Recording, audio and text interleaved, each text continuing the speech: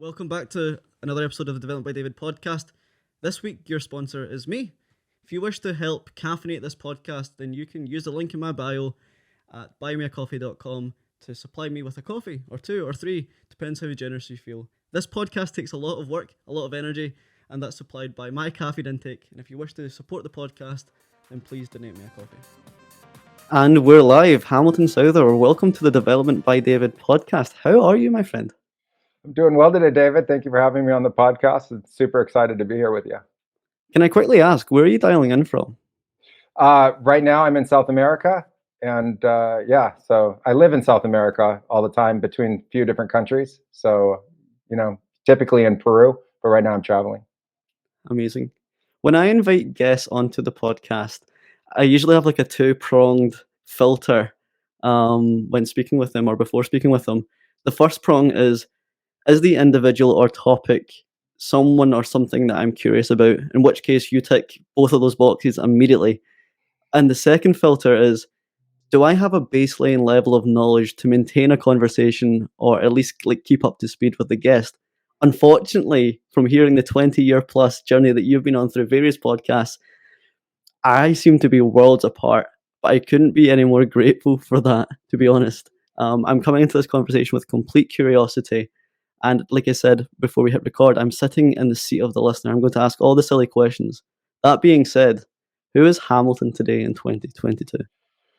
Oh, that's a good question. Considering the journey that I've been on through childhood and, through my early 20s and now the last 20 years, who I am is an explorer and an adventurer and a seeker of truth and a modern mystic and healer and businessman and technologist, an inventor, innovator. And I also live in the corporate world too. So I'm kind of all of those things in one, and it's a eclectic hodgepodge of many different qualities that I, like to use as part of my everyday life. I love how you're not restricted to like a single domain. You're bleeding what you've learned through your career into the kind of modern world. You're adapting it and providing it and purveying it for those through more traditional measures. For example, I would believe that what you do 50, 60, 70 years ago was very abstract and very unheard of within the kind of Western world, whether it's the UK or the US, whereas now you have facilitated others to experience what you've experienced through a business model, through a retreat center. I really like how you've married the modern world with what has been in existence for thousands of years. Yeah, I mean, I started really going on an adventure, and that was my own form of tourism. And then that took me deep into the Amazon. And in the early 2000s, adventure tourism was just starting. And I had been called to learn the native ways in the Amazon and ultimately to learn their medicine practices. And, you have to imagine that these are tribal societies that are living deep in the forest. They don't have access to any kind of Western medicine. They only have the forest around them to be able to create medicines. They have no, modern tools that we know of when all of this starts. And that history goes back in time. Like the beginning of these medicinal practices start 5,000, 10,000 years ago. And so when we bring that all the way forward to when I got there, I was started to reinvigorate the interest in plant medicines and the visionary medicines and ayahuasca as part of the culture. And we needed a way to be able to share that with others. And so it became a really a perfect merge to take everything that I had learned from adventure tourism, everything that I knew from Western medicine, and how to really create like a field center for that and screen people appropriately for being able to come and, merging that kind of knowledge and then merging the plant medicine at the same time. It's so fascinating. Where did your route to entry begin? You talk about this kind of tourism aspect of it, but I believe that you studied anthropology prior to that. How did you immerse yourself in that world? That's an interesting story. I was really bored in high school. So in my secondary school, I was really bored. And so they asked me what I wanted to do, and they asked me if I wanted to go to university. So they started to send me to university classes when I was in 15, 16 years old. So I kind of skipped a couple of years in that sense. And I started in a local college taking anthropology classes. So my very first university class when I was still in high school was anthropology. And so it was the first time I had seen upper education, and it was fascinating to me. And it really turned on my curiosity. By the time I got to the university, I had a number of different majors I was interested in, but none of them really panned out. And anthropology was always there as something that also continued to fascinate. So I ended up at the University of Colorado at Boulder and studying anthropology. And I liked their program because it had both physical anthropology and archaeology associated also with cultural anthropology. So I was able to study the fossils and evolution and the history of man, and also study tribal cultures. And the tribal cultures all had something in common, which was that they created medicines out of their natural environment, and many of those medicines were visionary. And to me, that was fascinating, that there could be this kind of altered state of consciousness and healing take place within it that could be very profound for the people, even though I didn't have any experience in that myself. It was just a fascinating thing to study. And then ultimately that led to the year after I graduated from the university, having a spontaneous awakening. You can call it a spontaneous spiritual awakening, but it was also an awakening of my consciousness. And in that, I started to have paranormal experiences. And in trying to understand those experiences, I turned to shamanism because that was something that I had studied that made sense to me. And so I drew upon my scientific understanding to try to explain the experiences I was actually having. And at the same time as having those experiences, I started to be guided by them. So, I would have dreams that were prophetic, and they would tell me where to go. And I would meet people randomly that had messages for me. And, ultimately that led to being guided into the Amazon to find this apprenticeship. And I honestly didn't think it was going to come true. I thought, probably there was some kind of illusion that I was experiencing, and I would go and nothing would happen. But actually, I went, and just like the visions had said, I ended up finding my apprenticeship in the amount of time that I was told I would, in the exact location where I was going to study, literally 500 yards upriver from the teachers that were going to teach me in this unbelievably remote part of the Amazon. And it turns out that they had had visions for almost 15 years that someone like me was going to arrive and ultimately study with them. So all of that came true. It shattered my Western worldview, and it left me in the position to realize there was a lot more going on in consciousness than I originally understood.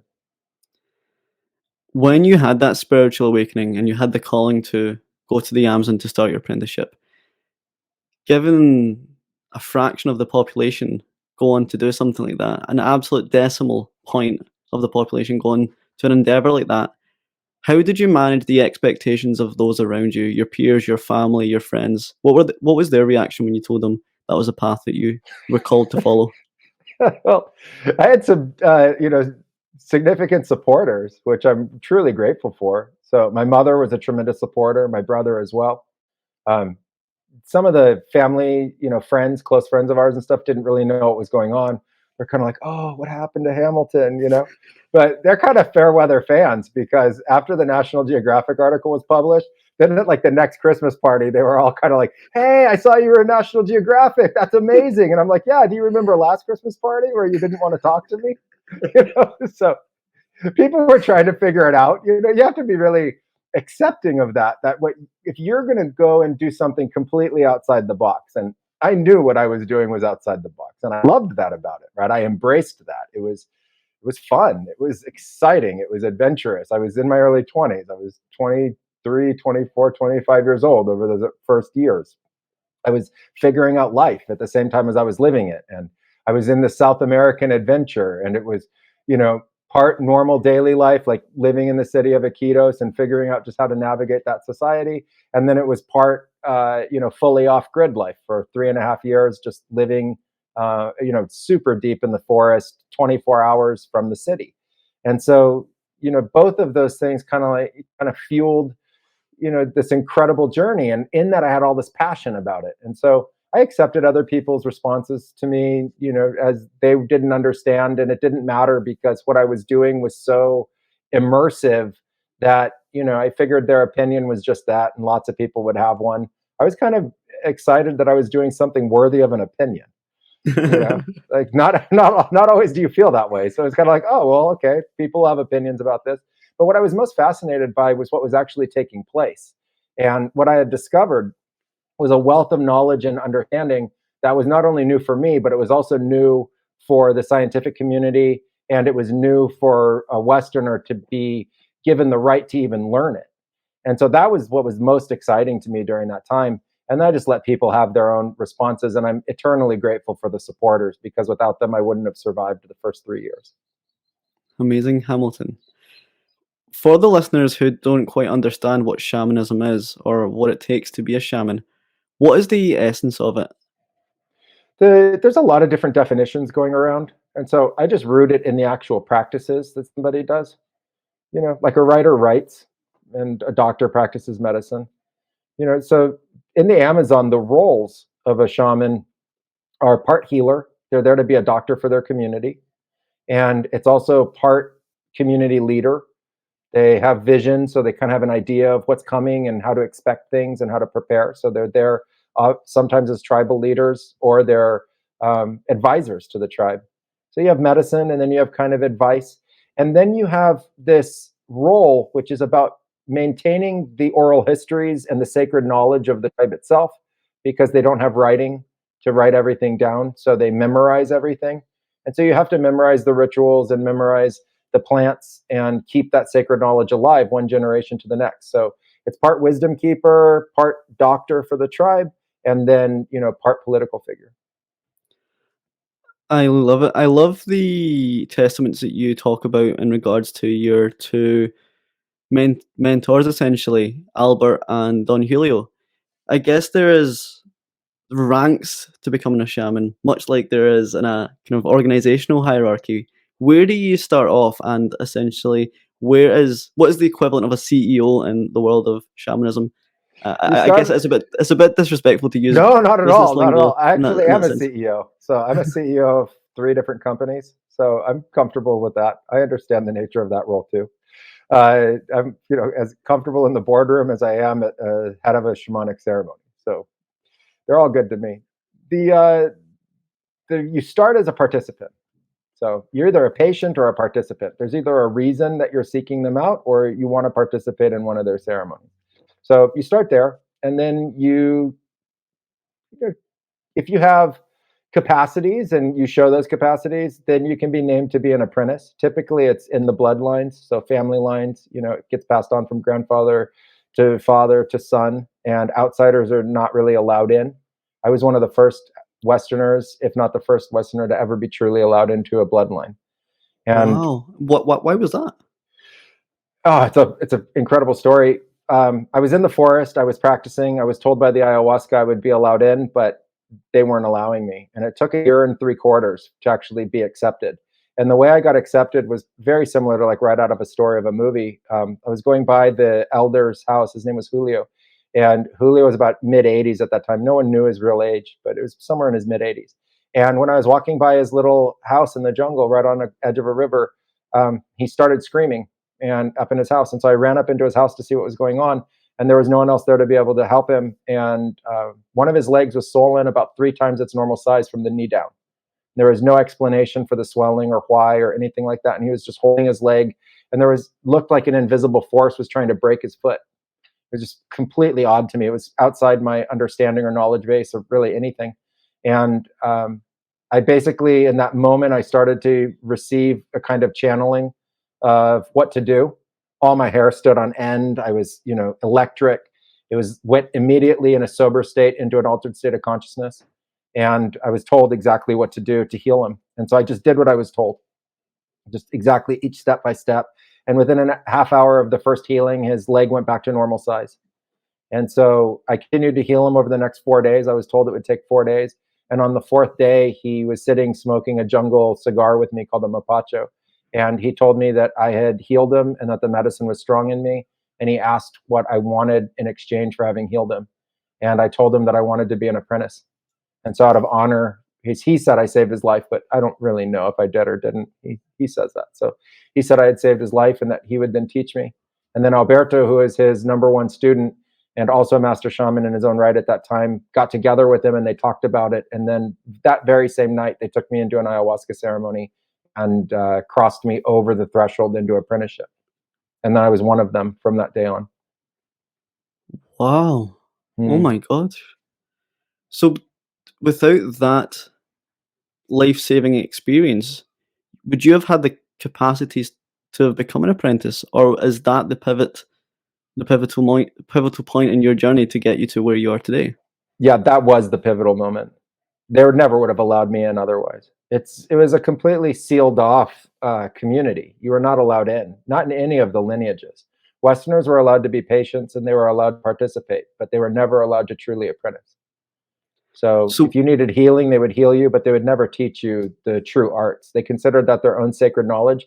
And you have to think that that knowledge has survived and has been going on unbroken since before Christianity, before Buddhism, before Islam. It's unbroken lineages passing this knowledge down and these ceremonies down. And and if you think of ayahuasca ceremonies themselves, those have been going on for thousands of years unbroken. So before there was Jesus, before there was Siddhartha in Buddhism, there were ayahuasca ceremonies. And so that survived the Spanish conquests. It's survived colonialism. It has survived everything that has attacked it for thousands of years. And so they were completely closed off to allowing anybody in. what are the mechanisms that allow that knowledge to be passed on? I guess it's not like a Wikipedia site that's copy and pasted generation to generation. It's obviously either embodied through participating and watching, or it's written down somewhere, I assume. How No, is it's this? not written down at all. There's no writing about it. I was one of the first people to ever create the first writings about it as a way of like text or books that could describe what you learned. There were observers of it, but not people inside it actually writing it down. So I wrote the first written vocabulary of the chants that are called Icaros. I phonetically spelled them out, and then I transliterated them into Spanish and then into English. Um, so, those kind of things were just, the foundations of anthropology. And that's why it was so exciting to be there. We were being allowed into something that had just been walled off that entire time. And in terms of Unbelievable. learning, the way you do it is outside the Western educated way of understanding. You go into visionary ceremonies and the teachers put you into a trance. And in that trance state, you're completely lucid. It's not like being drugged at all. You are 100% awake. You are 100% lucid, and you're much more intelligent than you are in your normal waking state. And in that state, they guide you through the visions themselves, and they teach you with visions. So, like the way we teach kids on tablets with cartoons, they teach you in multidimensional sacred geometric visions, and you see the actual information come out of the visions and come into you. And then they test you, just like in school, on whether you know the truth or not about those visions. And you can't lie, you can't make it up, you can't fake it. Either you learned it or you didn't. And it's a game of how fast you can learn. Do you remember your first learning as a student? Do you remember this first phenomenon? Oh yeah, Yeah, yeah. yeah, for sure. Yeah, the first lesson was, is this real? Because you can think you're just tripping out, or you can think you're dreaming. It's just, is this real? Because what happened was, so I get taken into that ceremony. This is a good story. I get taken into the ceremony, and they gave me the same amount of ayahuasca as normal. Ayahuasca is a visionary tea from the Amazon, and something's different about the ceremony. Like, it just doesn't even feel the same in my body. And I did not know that Alberto and Julio had gotten together and agreed to start teaching me. So I had been participating with them for a while, and just as a participant. And then all of a sudden, I'm sucked into this black vortex, right?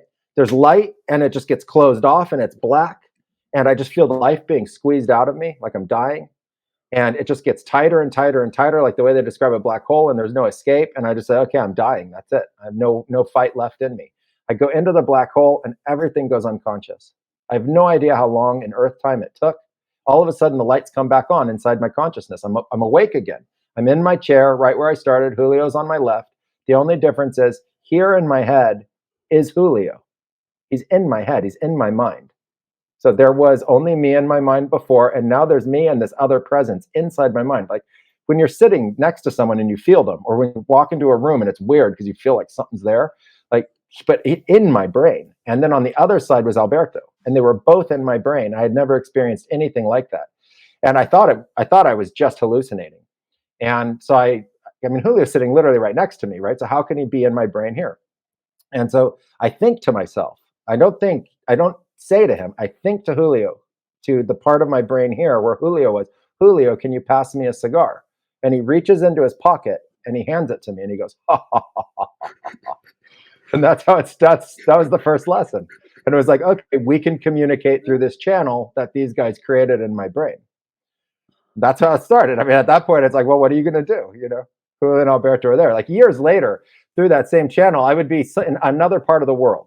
This is completely fact. I'd be in another part of the world, like in a pizzeria, having a pizza with my mom and my brother, and they would start to mess with me. And all of a sudden, the room would start to look pixelated, like in a restaurant somewhere else in the world, you know, thousands of miles away. And I would say, oh, God, Mom, hold on, Julio's calling me. And I'd have to walk out and literally take his call.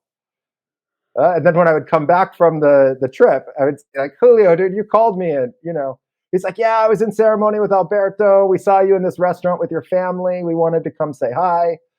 You know, I'm like, dude, you got to leave me alone. So not only are you interconnected with them, you can feel their presence and speak with them. They can do the same with you, and they share the same experiences. Wow. Correct. That was the first lesson. After that, there were like maybe 2,000 or 3,000 more, but that was the first one. You have done over 3,000 or 4,000 of these ceremonies. Yeah, right? Different kinds of plant medicine ceremonies. Ayahuasca itself, which I trained in first, I've done somewhere between 1,300 and 1,500 professional ceremonies. And then all plant medicines combined, somewhere between 3,000 and 4,000. The 1,300 ayahuasca ceremonies, are they all distinct and different? Or do you have every single one? Everyone. Yeah, everyone's completely different. There are over time commonalities. Like you can say there's commonalities in the weather. You know, there's sunshine, but the sun's always different. There's wind, but the wind's always a little different, right? So it's like that. You get used to certain things about it. Every single one's different. Everyone can teach you something new. Some of the best ceremonies were the gentlest ones. And obviously the ones you remember the most are the ones that have the most intense experiences. Given your apprenticeship was, I believe, 13 years long, the only other analogy that I can think to compare it to is like Brazilian Jiu-Jitsu or a martial art where you work up the belts. It took you, is 13 years the kind of entry requirement to become a master, or is it a specific level of capacity and capability that you must achieve to get that title? How do you become a master? So like you said, there are these ranks that you go through. And so really you do just, you know, a lot of practice. Martial arts is similar, and going to med school is similar. So, you know, going and getting an MBA and then a PhD is similar. So those kinds of, you know, continuous movements and progressions is really the same. I think modern ranking systems came out of original tribal ranking systems. So, you know, the only difference is the title and how you pass the rank itself. Like, what's the test? We just call them tests of virtue, sort of like a graduation. So, you know, as soon as I was made an apprentice, which was that first ceremonial experience that I already shared, then the next rank came when I mastered a very difficult visionary plant.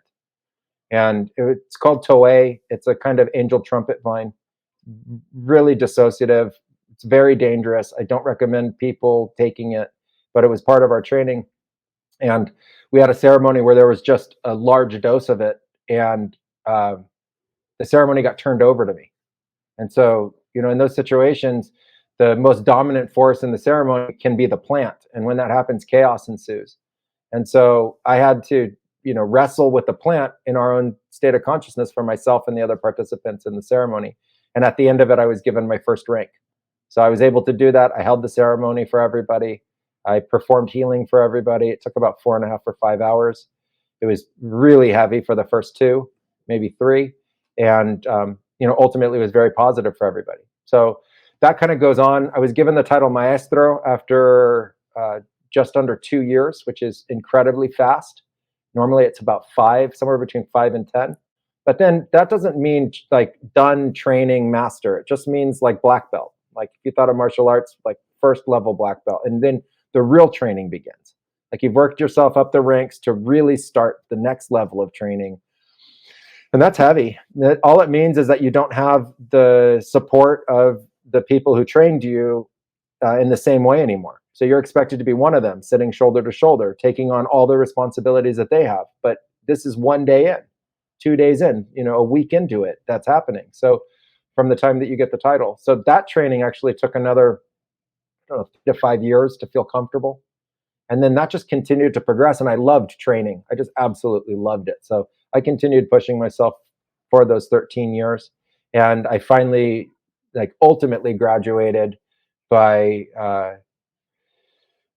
really mastering kind of the dualistic forces that are found within the ceremonies between like light and dark, good and evil, universal states of consciousness versus these binary fragmented states that people get into between like sick and well and stuff like that. So I kind of graduated into a state of universal mysticism after about 13 years. When you graduated and got that final title from both Julio and Albert, how did you feel given the journey that you had been on, and also given the fact that you were the first Westerner to be accepted into this bloodline? How that must have been a magical moment for you, because it's an experience that's so unique, and probably only you have it. It's unbelievable, really. I mean, I just think it's a tremendous honor. It was just a tremendous honor. The second part of it was I was, really humbled that I had made it, because I had suffered tremendously through those first years. And many times I had near-death experiences. And so it was really hard. And so I was just very humbled and proud to have made it to that point. And I just sat there at the end of the ceremony, enjoying the feeling that I had graduated and that I was in my chair. Like the whole point of that idea is that you gain your chair, and in your chair, you have a spot. And so I had earned it, and I owned it in my own being. And, it's weird when you train, you get about somewhere between 3 and 5 breaths where everything's calm and you feel really good. And then it all starts up again. And you realize, oh man, I have a whole life ahead of me with this, So it kind of got, the closeout of the wave came at the very end, where I was kind of like, okay, well, I better just go to sleep because we don't know what's going to happen tomorrow. But it was a great feeling. I mean, just magnificent. There's rare moments like that in life where everything gels together and it feels like all the hard work really paid off. And that was one of them. That's so amazing to hear. You spoke about some of the near-death experiences. Can we unravel one of them? Can you speak about them? I think the most intense near-death experience I had was when I got malaria. And so, I got falciparum malaria, it's a kind of malaria that has the highest percentage of death associated with it.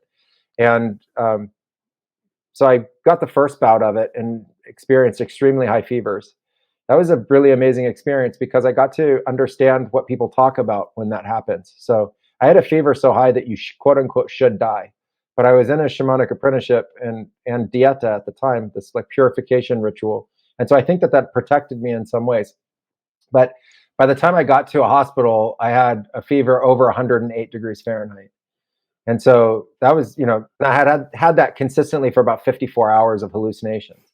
So I got, literally evacuated out of the jungle. Guys in canoes took me to smaller boats who took me to a medical outpost that was hours away. And then the whole time I was hallucinating, I was seeing all these beings in the sky and in the forest and stuff. It was wild. And then I ended up at the medical outpost for about 5 hours. And then I had to take an overnight ferry boat. And I almost didn't survive the ferry boat. And then I got taken in a local kind of rickshaw, 3-wheeled motor scooter to the hospital. And I went straight from the ferry boat into the hospital, and they put me into the emergency room.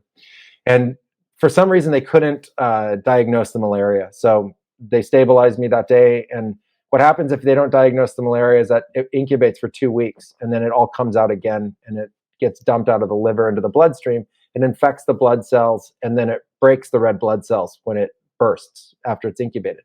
So I was in my office that day when it all happened at about 10:30 in the morning. And I went from being what I thought was recuperating to just deathly ill in about a matter of about 20 minutes. And there was so much malaria in my body, it broke so many red blood cells that I couldn't carry enough oxygen to stay conscious. And so as I was breathing and as the red blood cells were dying, I was just starting to drift off. And then pretty soon I felt different organ systems shut off. So I just felt like my gut shut off and what you'd be like your pancreas and your liver and your kidneys all shut off, and it was just getting harder and harder to breathe. And then all of a sudden I was just gone. And I was in it was a really amazing experience. One of the best teachings I ever got.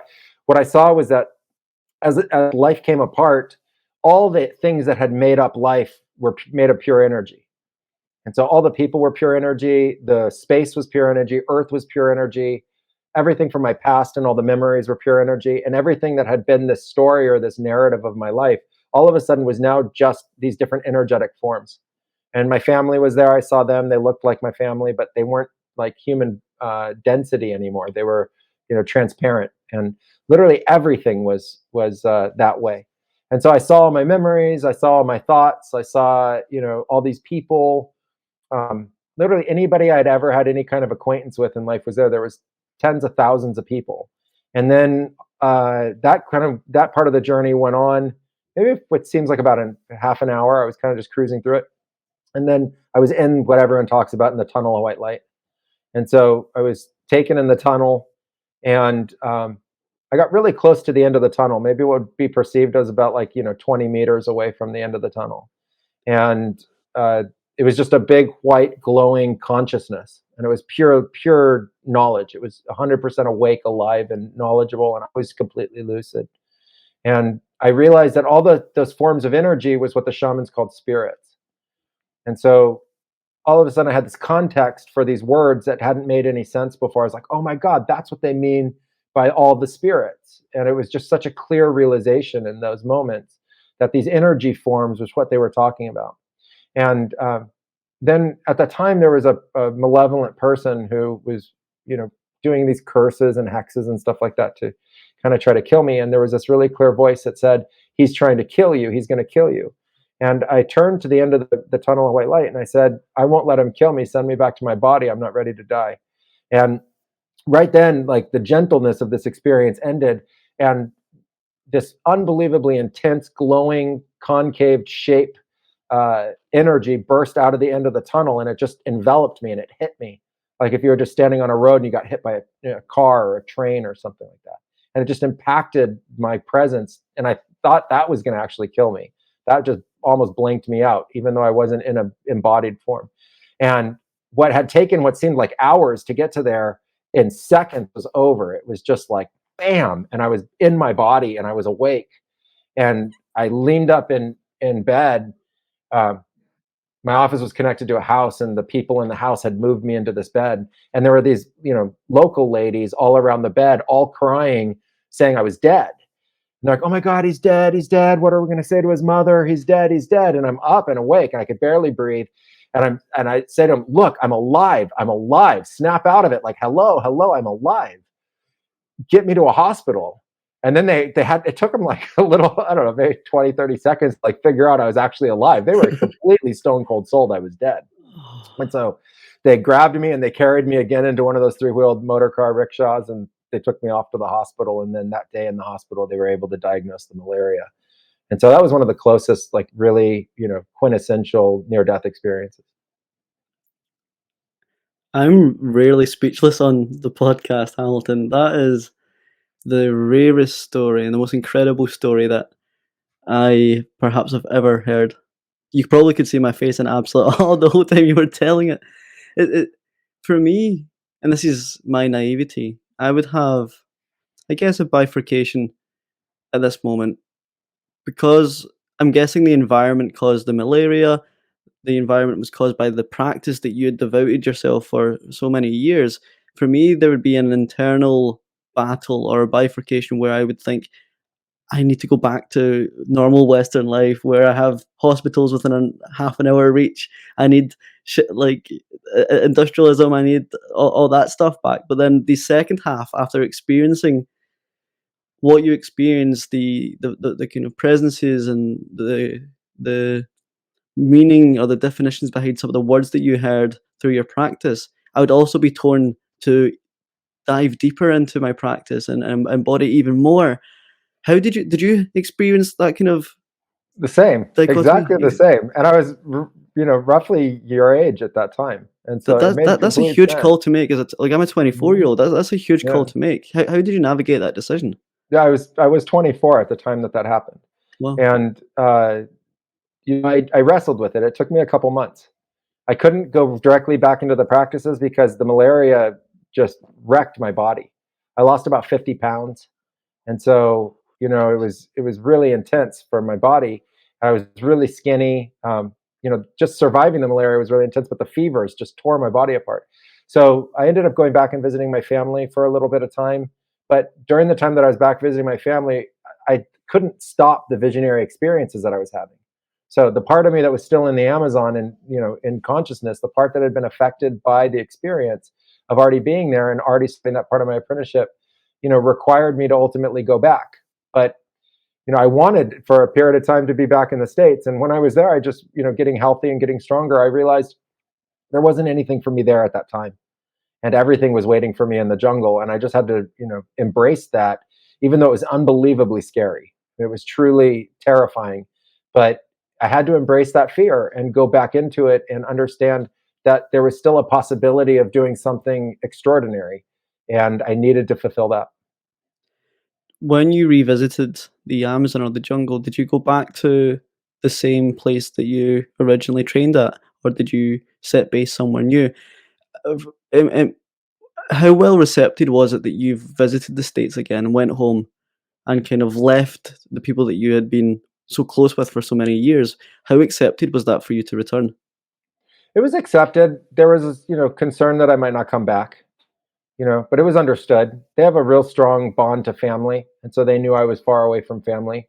And so I just told them I was going to visit family. I didn't tell them I was quitting or anything like that. Uh, so they were just waiting to see if I would really return or not. And I did. And so we went back to the ceremony after all of that. They were there to continue to help me. And we just continued on and it was all okay.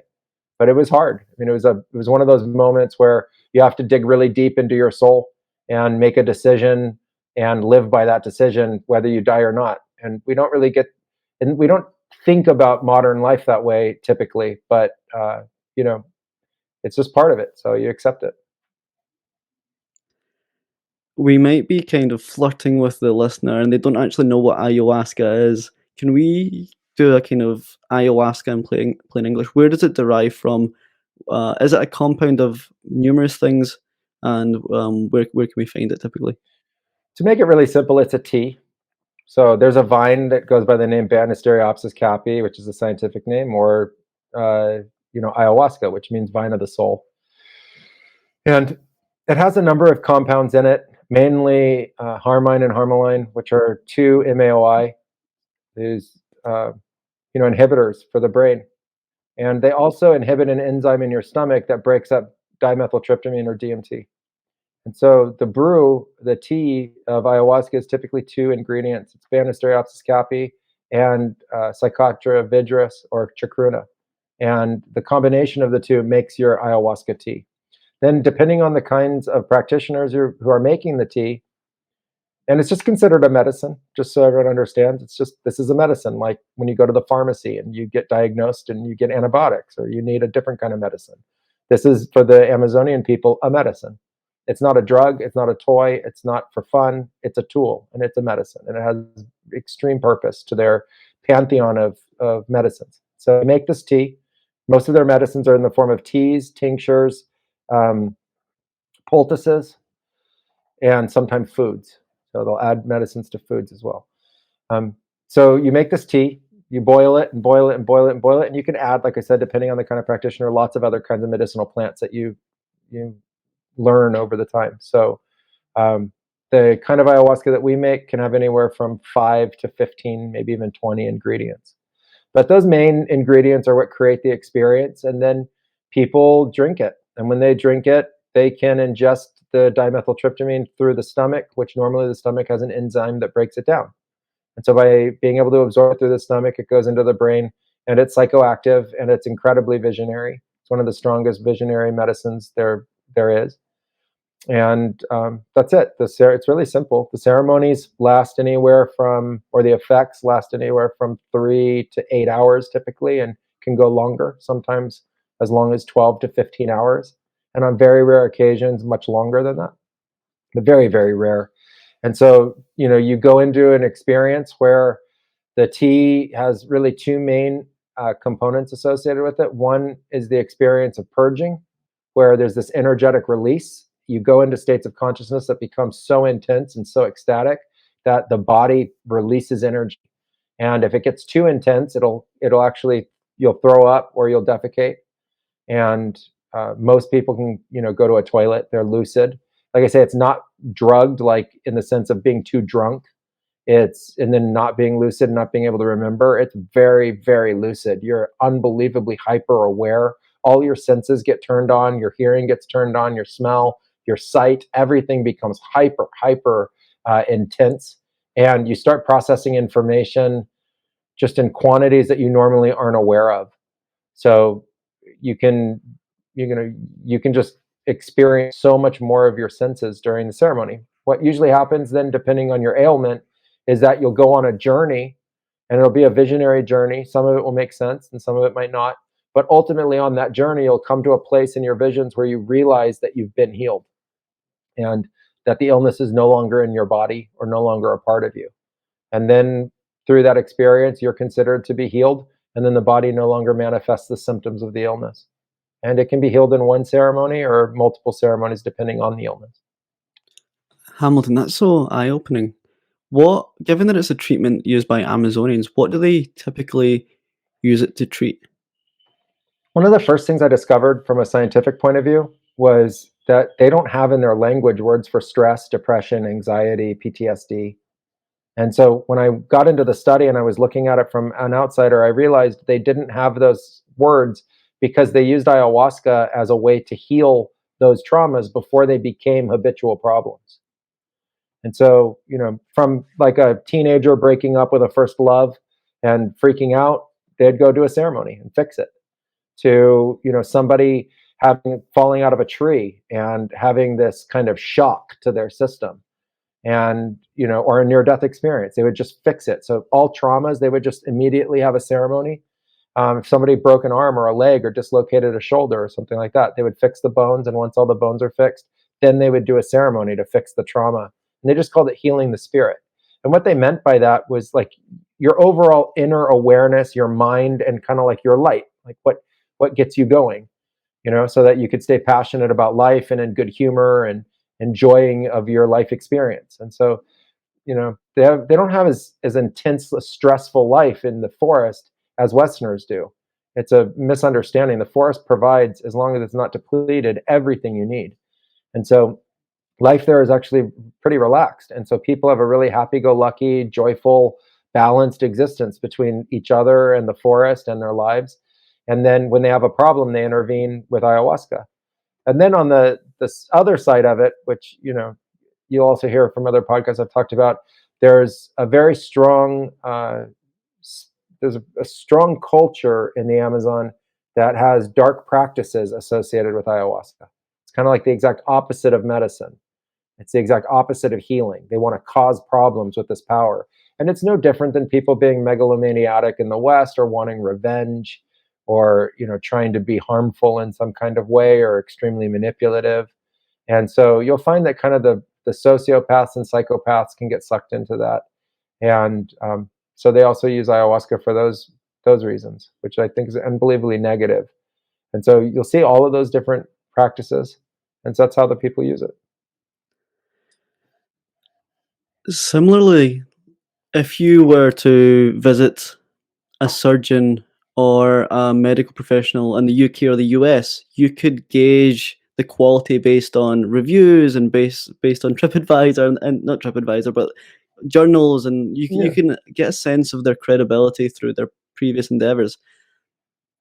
Given that there's this bifurcation of shamans who use it for revenge and those who use it for positive medical treatment, how does one navigate that labyrinth? How do you find out who's a good shaman and who's doing it for revenge or for ill intent? Yeah, if you live in the Amazon, you learn that gossip spreads faster in the Amazon than it does through tabloid magazines. Like, it's unbelievable how fast gossip spreads. And the practitioners are only known by the efficacy of their work. So it's as good as you do and the results you have from every single person that comes to you, because no one's coming to you just to try, right? That's not what's happening. They're coming with real problems. Just like if somebody goes to a hospital, they want a real solution. And so if you provide the solution, that gossip spreads everywhere. And if you get called out as somebody who's doing negative work, that spreads everywhere as well. And so that reputation is earned literally case by case, person by person, day by day. So you have exactly the same notion of, 5-star rankings that you would see on Amazon or TripAdvisor or something like that. You have exactly the same situation, just in the ranking of who you are in terms of the gossip of the societies. And so if you do healing work, that spreads unbelievably fast. And guys I trained with, you get known by how many days people will travel to come find you. And so they were known as 6-day guys. Like, people would be willing to travel 6 days from, those are the furthest points away, overland through the forest, to actually get to them to be able to receive their treatment. And so that's big. That's like a really big deal. Most people like 1 day or 2 day. But to be 6 days was a really big deal, that you would receive people from all over the Amazon. Then we ultimately became global because we worked with people from over 100 countries. So that was just a really big deal for them. And that's how if you're a Westerner looking for somebody, I've talked about this as well. You need to do all the research you can, and don't get caught in the trap that a center that was designed around this, like a quote unquote retreat facility, isn't giving you the real deal. There are retreat facilities that are more catering to a lighter, more gentle experience, and there are retreat facilities giving the straight up Amazonian, experience. So Blue Morpho, where we created, has from as gentle to as intense as you want to go. And so what we did was we ultimately saw what Westerners needed, people from all over the world, what they were needing, which was really a safe space to be able to have these experiences, because the jungle can be such an intense environment to be in. It's intense because of the insects. It's intense because of the heat. It's intense because of everything being foreign, including how you use the bathroom. So we wanted to have a place where people could come that was still rustic, but comfortable enough that they could feel safe, So clean, normal toilets, not just going over a log, kind of a scenario, so that they could really focus on their transformation and their healing. And if you're worried about the insects, or you're being covered by thousands of mosquitoes, it's really hard to go deep inside and have a visionary experience. So we just created an environment for people to be able to have this experience and get as much out of it as absolutely possible. So you want to research and find a place that you can be comfortable, that's within your price range, and get to know the people that are offering the ceremony, because they affect the ceremony and they'll affect you in the ceremony. So it's part psychiatry, where it's just take these plants and they go through you. And then it's also the conduct of the ceremonies themselves. And so you want to have people that are aligned with you, that are sharing the same intention. And so what we do is we practice with the intention to fulfill everybody's intentions. And that way we're always in alignment. So your intention is my intention for you, because you know yourself best. So we come aligned for your intention, whatever that may be. We just draw the line at any kind of harmful practice. So there's no self-harming and there's no harming of anybody else. That's the line for us. Have you experienced misconduct before, or a poor shaman?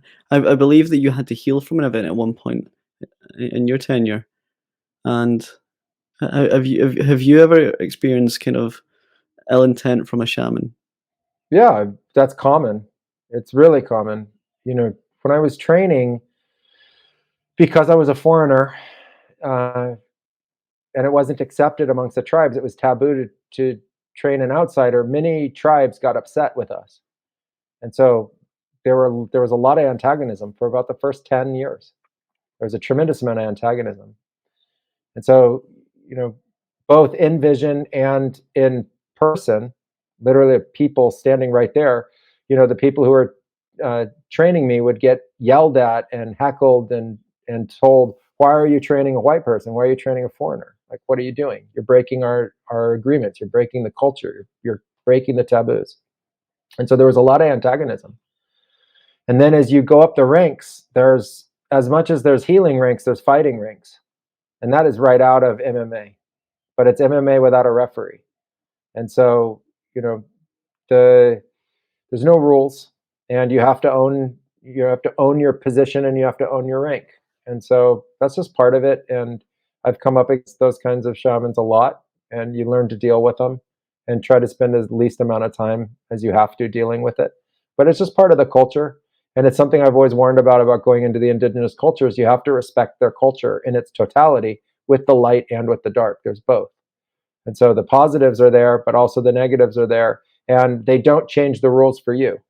So if you want to go into those cultures and learn, they're going to treat you like one of their own. And part of the tests of being able to train is having lots of other shamans come and attack you. And it's just normal. And you have to learn how to survive the attacks. Some of them will be orchestrated, and some of them will be spontaneous. And some of them, your teachers will be told that different groups are going to come for their apprentices. It's like a headhunt. And they're just straight out, it's called out in the towns. And that's just part of normal behavior. I think of it very much like gang mentality in inner cities, or, certain kinds of like football hooliganism and stuff. So just people fighting each other in gangs and in groups, hating on another group, and then testing the younger, weaker people within it. I'm assuming as an apprentice, the remuneration or reward isn't a gross salary. It will probably be like provisions, place to stay, lifestyle, and such on. How were you rewarded as an apprentice? Are you paid at all? How does that No, work? no. You have to provide your own lodging, your own food, and you have to pay the people who are training you. So it's the exact opposite. It costs you to learn. It's like worse than college tuition. And so I had paid college tuition, and then I was paying with my flesh and my soul in the Amazon. That was my grad school. It's intense. I had to find a way to be able to survive, so I created Blue Morpho, and it was started as a jungle adventure, tour business. So I didn't share these practices and the medicines and ayahuasca with um, outsiders until I'd been given permission, but also after about the first year or year and a half of being down there. So I was just living in such a remote part of the Amazon. It was a great trek. It was just an unbelievable trek. So I used my camp, which I built with my own hands, as base camp. And then we would go further upriver day by canoe, taking people into uninhabited wilderness and just sharing with them jungle survival and wildlife viewing, and what it is to truly live off the land. And we would just go by canoe and trek. And so that's how it started out, and it was a way to be able to pay for my apprenticeship. When Alberto was apprenticing, he had to hunt and smoke meat and give the meat that he collected over 2 weeks or 3 weeks when he would be in the forest doing that before he'd go back to the village. And then he would, bring the meat back to his family, and his family would eat it and sell it. Anything that was extra, they would sell. And that's how he paid for it. In the modern Western society, we are so used to being comfortable. We can get food by picking up our phone and getting Uber Eats or Just Eat or the equivalent where you stay. We have everything on demand, including movies and content. We live a very comfortable life where most of the population these days seems to pay for discomfort. Like doing one of your treks, learning jungle survival, that is discomfort. Have you seen an uptake in recent years in your treks and retreats because people are too comfortable, and the only way they can counterbalance that is by going on something like a retreat or a survival tour? It's weird how most of us are doing things like cold water exposure and things like that. I just find it really fascinating that many people who are so far removed from the tribal and the historic parts of your practice feel the need to do something like this just because of how comforted they are with the leisures of modern society. I think, those pleasures are incredible luxuries, right? But there's something to the rites of passage of difficult experiences that really give you something and teach you something. And so, the Uber Eats experience might get really boring after 2, 3, 4 years, and you're just there playing a video game or something like that, or watching a streaming television show. And you may start looking for something that pushes you, even if it is uncomfortable. And athletes go through that. They're willing to push their bodies, um, and the ceremonies do that. And there are people who need that experience and they know it. And it's a personal rite of passage for them. And it helps them elevate in their consciousness and become more capable of everything that they do in their normal Western daily life as well. And so I understand the nature of the comfort. The jungle itself is also really comfortable once you know how to live there. So the temperature is benign. You don't need windows on your house. There's no cold. Um, if you live in an area that's not depleted, you can feed a family of 10 with an hour of fishing in the morning. You just go fishing for an hour, you'll catch enough fish. You can create an agricultural plot in about a month of hard work, and then you live off it for 2 or 3 years. So it's not 8 hours a day, 12 hours a day, competing all the time as people think, and they've made in the Western world for all these comforts. That to me sounds more like a slow torture that you have to put up with, and it ends up being a grind. And I saw that take place because I grew up in Silicon Valley, and I saw all these people who are just grinding and really unhappy, even though they were part of these massive tech industries and ultimately becoming millionaires and some billionaires. And they were really struggling, and many of them were on medications. And I went to the Amazon and I saw that the people weren't like that at all. And they were really just living their life in really a quite peaceful way. And so they faced certain kinds of dangers and they had to, push themselves in certain ways, but they were able to do that with humor and goodwill. And it was a really elevated, very light kind of, mindset to be in, an energy state and emotional state. And so I think that, especially younger people in the West who want to optimize and who want to be strong in their being and ultimately really apply themselves to the Western life can gain a lot in a very short period of time from these experiences. What I loved that you referred to earlier was that the use of these psychedelic treatments are tools, not fun. Given that we live in a world of Hollywood where we might see misuse of this in movies, we see movies of frat boys bastardizing uh, these these treatments. Given that you've devoted not only your life to shamanism and have gone through the realms of an apprenticeship, but also studied anthropology, does this narrative that we see in Hollywood do you a disservice?